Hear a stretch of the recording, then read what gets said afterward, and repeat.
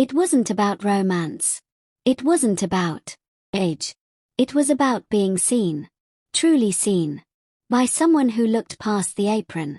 The widow's silence, the suburban stillness. And in that moment, in the quiet between two coffee cups, I felt more alive than I had in years. Not because of what he said, but because of how he listened. And that somehow changed everything. It was one of those mornings that didn't feel like it would become a story. The sun was coming through my kitchen window in that soft, forgiving way it tends to do when June is still young. The scent of cinnamon and toasted oats floated from the oven. I'd baked a small crumble. Not for any special reason, just because. The blueberries in the fridge looked like they were about to start a rebellion. My name is Helen. I'm 63 and I live alone in a little cedar-sided house just off Beerwood Lane, about a 10-minute walk from the lakefront in Traverse City. My kids are grown. My husband Mark passed 6 years ago after a long aching goodbye. And most days my life is quiet in a way that sometimes feels peaceful and other times feels like too much empty space. That morning I had planned to dust the top of the bookshelves in the den. The ones I always avoided because I'd have to get the step stool out. But instead, I lingered with my second cup of coffee, watching a squirrel try to outwit the new bird feeder I'd installed. Spoiler. He succeeded. That's when the knock came. Not a frantic knock, not a delivery knock. Just 3 patient taps. It took me a moment to process that someone was at the door at all. Most people text or call, but when I opened it, there he was, tall, a bit awkward in the way tall people sometimes are when they don't know what to do with their limbs. He wore a white t-shirt with a faded NASA logo, and he was holding a book. "Hi, Mrs. Cole," he said. "Dylan." I blinked at him. From across the street. He gave a sheepish nod and held out the book like a peace offering. "My mom asked me to return this," said she. "Totally forgot. I hope I'm not catching you at a bad time." I smiled before I could stop myself. No such thing as a bad time for a good book. I took it from him. Fahrenheit 451. The paperback creased at the spine. From love. Not neglect. I just brewed a fresh pot, I said before I had the sense to filter it. "Would you like a cup before you head out?" He hesitated. Just for a second. "Sure," he said, "if it's no trouble." And that right there was the beginning of something I didn't see coming. A Tuesday. That would not end the way it started. A quiet house that would not feel quite so quiet by evening. He followed me into the kitchen like someone stepping back in time. The old linoleum made a gentle creak under his sneakers. The room smelled like cinnamon and warm fruit. And for a second, he just stood there looking around. His eyes landed on the fridge covered in faded magnets, a calendar with my granddaughter's school picture, and a postcard from Santa Fe. I'd never taken down. "This smells cozy," Dylan said like he was trying not to say something too sentimental. I chuckled. "I think that's just the blueberries. Lying to you." He sat at the small table by the window, the one with the checkered cloth I changed every season. I poured 2 cups of coffee, mine with cream, his black, and placed the cinnamon sticks in the sugar bowl beside us. "You don't remember," I said, handing him his mug, "but you used to come over here when you were little. You had a thing for my gingerbread candles." His eyebrows lifted. "Seriously?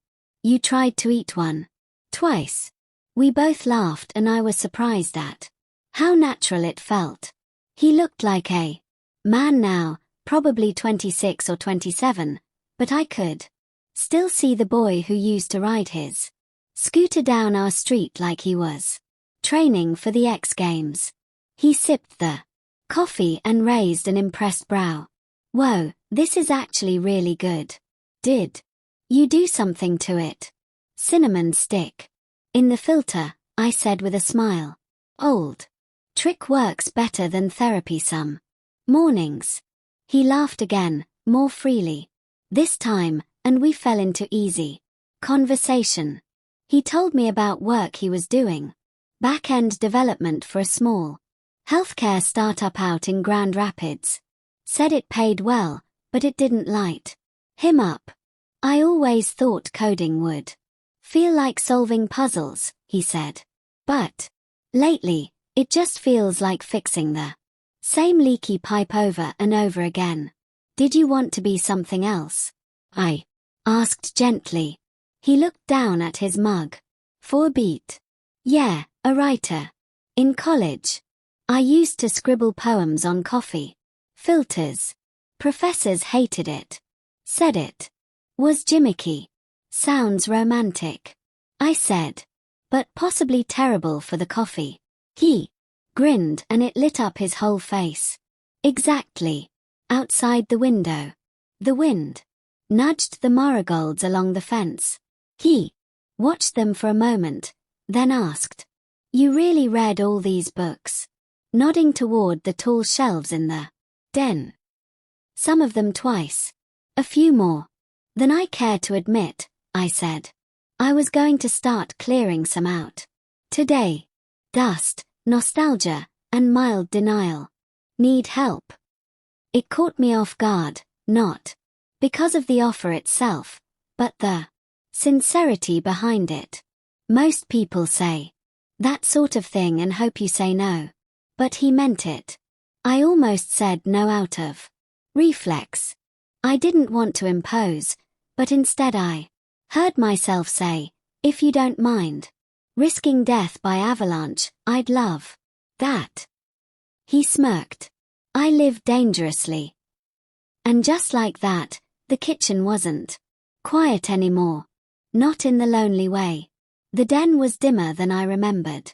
Midday light filtered in through half-closed blinds, casting stripes across the carpet and the stacks of old hard covers that had quietly multiplied like rabbits over the years. Dylan stepped inside and gave a soft whistle. Wow, this is like a time capsule, he said, crouching beside a tottering pile of National Geographics. You could charge admission. I rolled my eyes, but I was smiling. That's one way to describe procrastination in paper form. He pulled a book from the stack and blew on the cover.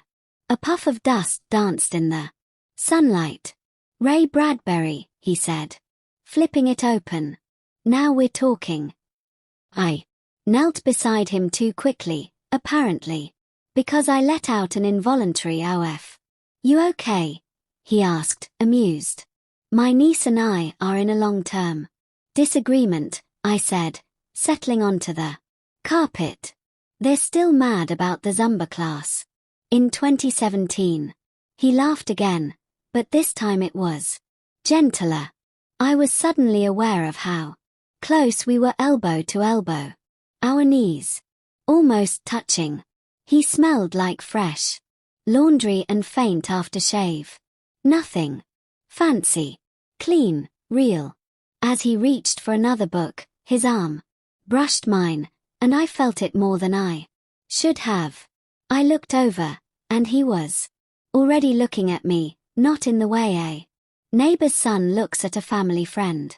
It was subtler than that, slower. Like he was seeing something he hadn't expected. Carol, he said softly, holding up a copy of Brave New World. You ever feel like you missed something? Like you lived the right way, but maybe not the full way? The question didn't feel theoretical. It landed in my chest like a quiet confession. I swallowed more often than I care to. Admit. We sat in silence for a beat too long. He shifted, his knee pressing lightly against mine now. I could have moved. I didn't. I don't know what I'm doing with my life half the time, he said suddenly. I keep thinking I'll wake up and figure it out. But then another year passes and I'm still drifting. I looked at him, not the boy from across the street, not the shy kid returning a book. This was a man in front of me. Confused, yes, but present, awake, earnest, without thinking. I reached out and tucked a stray piece of hair behind his ear. It was a simple gesture, but the air shifted the moment I did. He didn't flinch.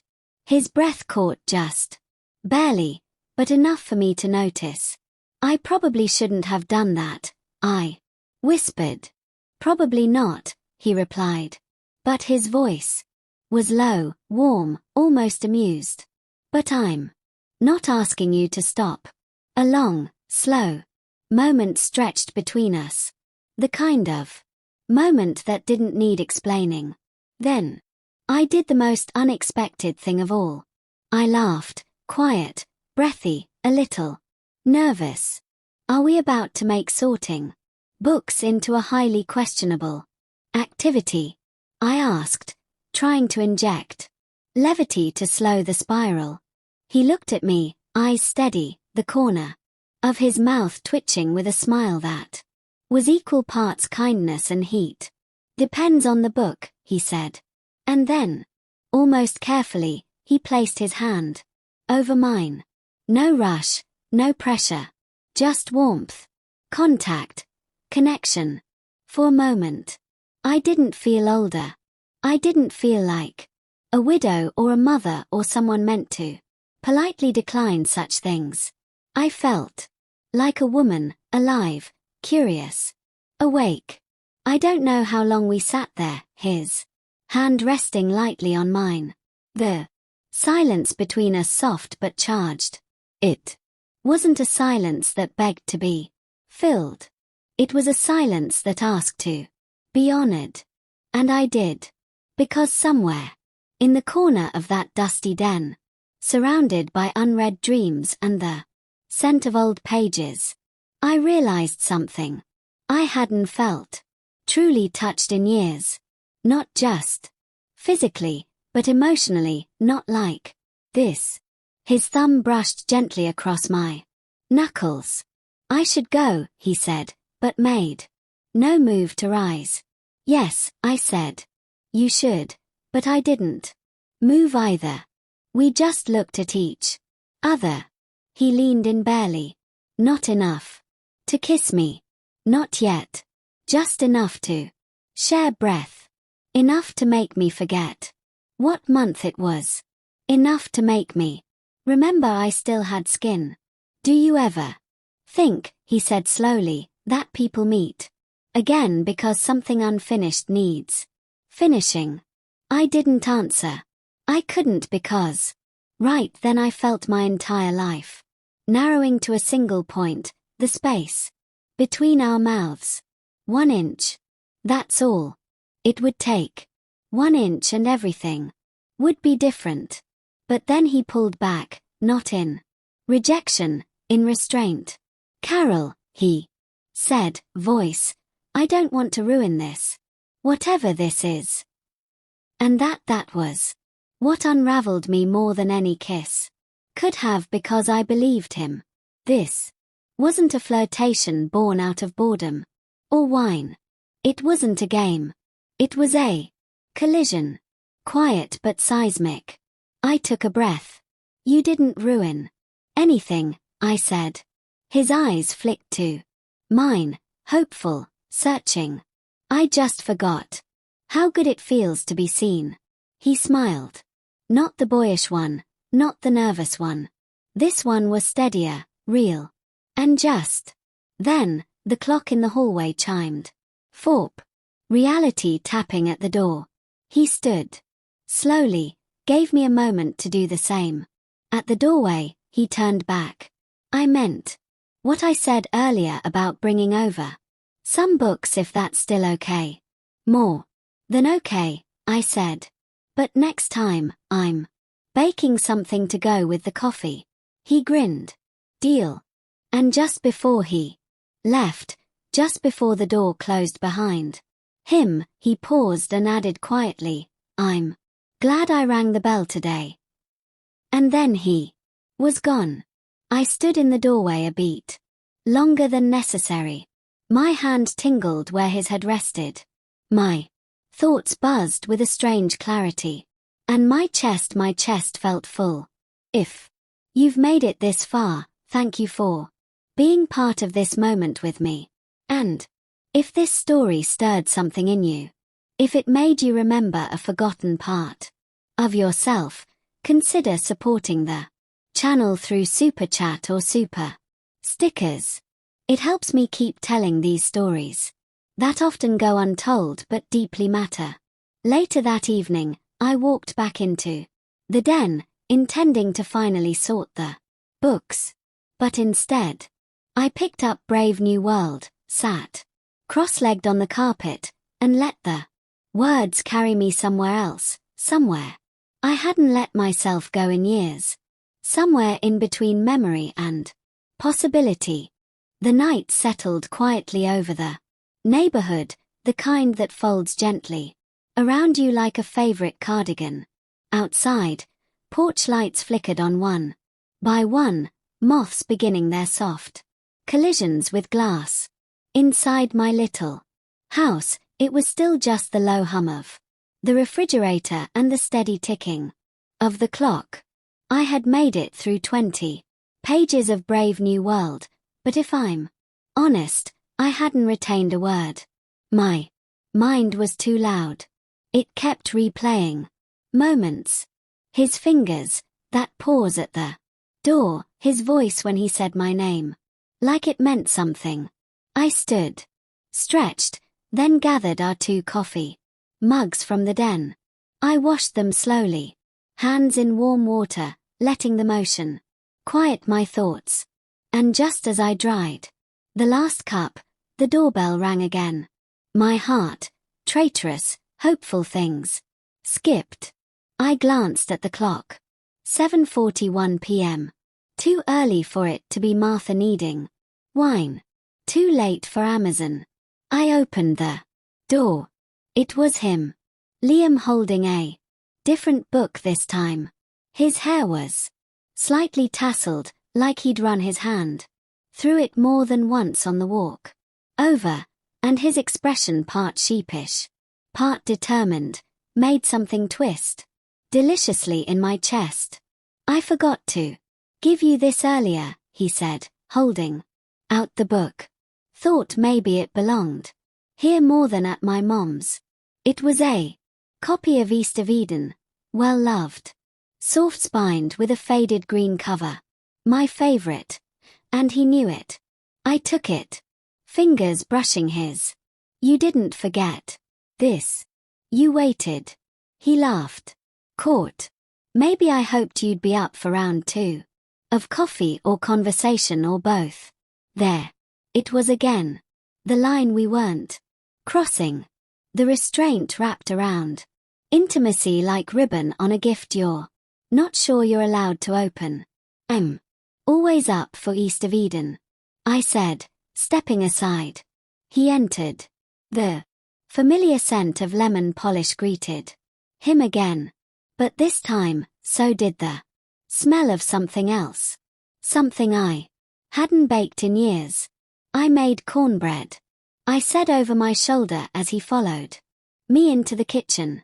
Felt like something good should come out of today. That's really specific comfort food, he said, smiling. I smiled back. Well, Steinbeck goes well with honey and warm carbs. We sat, not across from each other this time, but side by side on the kitchen bench, elbows nearly touching. We didn't need to rehash earlier topics. The silence between us had evolved. It no longer asked for explanation. We tore into the cornbread with our hands like kids. We laughed at a memory of his mom trying to make a pot roast and setting off the smoke detector for 30 full minutes. We read the first paragraph of East of Eden aloud, trading lines like actors in a scene we both already knew. It was absurd and sweet and maybe a little cinematic. And at some point, without realizing it, I leaned into his shoulder, not out of romance, but out of trust, out of permission. He didn't pull away. He just tilted his head slightly, let it rest at top mine. And we sat like that, me, a woman of 60, with marigolds in her garden and ghosts in her hallway beside a young man who'd come to return a book and had instead returned a version of me I thought I'd lost. He whispered, after a long while, maybe it's not just about finding meaning. Maybe it's about sharing it. And eyes closed against the quiet weight of his words, whispered back, maybe that's what stories are for. He left around 10. No drama, no grand farewell. Just a lingering warmth where his hand had been on my back as I walked him to the door. I'll bring more books next week, he said, like it was already understood, and I nodded, like it had already become ritual. After he was gone, I stood alone in the kitchen, the last of the cornbread cooling in the pan, the clock humming like it always did.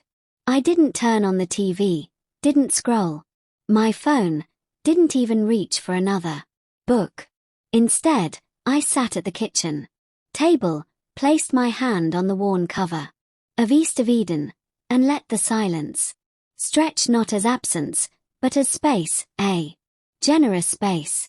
The kind that invites reflection.